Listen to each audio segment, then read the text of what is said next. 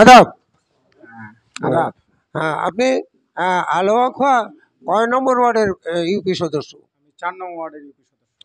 ওই চার বাগানটি আপনার ওয়ার্ডে অবস্থান করছে? আপনি বলেন তো এখানে মোট জমির পরিমাণ কত? মোট জমির পরিমাণ ঠিক মতো বলতে পারবো না, তবে অনেক জমি তার আছে আর কি। এখন সবগুলো জমিতে চায়ের আবাদ হয়েছে। এটার মূল মালিক এই মাস্টার সাহেব থাকেন থাকেন, দরকার আছে। এই মূল মালিক কে?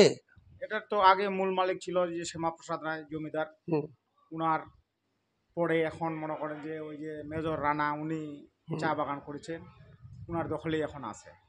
আচ্ছা, এখানে ওনার রিপ্রেজেন্টেটিভ মানে ওনার এই সম্পত্তিটা কে দেখাশোনা করছে? ওনার কোন কর্মচারী, ওনার নাম কি? এখানে দেখাশোনা করতেছে সোহেল রানা। হুম।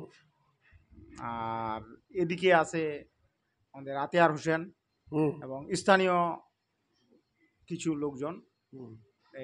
এতে এই এলাকার পরিবেশ মানে এই এলাকার যে স্বাধীনভাবে মানুষ চলাফেরা করতো বা গরু বিচরণ করতো, এগুলো সব এই চা বাগানের জন্য বিনষ্ট হয়ে গেছে, তাই না? এখন তো আর মানুষ গরু বাছুর নিয়ে যেতে পারে না, নিয়ে যেতে পারে না বা ভিতরে ঢুকতে পারে না।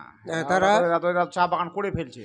চা বাগান আছে এখনো, চা বাগান তারা এখানে সাধারণ জনগণের প্রতি নির্যাতন চালাচ্ছে, তাই না? নির্যাতন আর কি, মনে করেন এমনিতে নির্যাতন হচ্ছেই, যে গরু বাছুর নিয়ে যেতে পারে না। খোলামেলা ভাবে তারা মনে করে যে গরু ছাগল পালন করছিল, এখন তো আর ওইটা হয় না। ধন্যবাদ আপনাকে।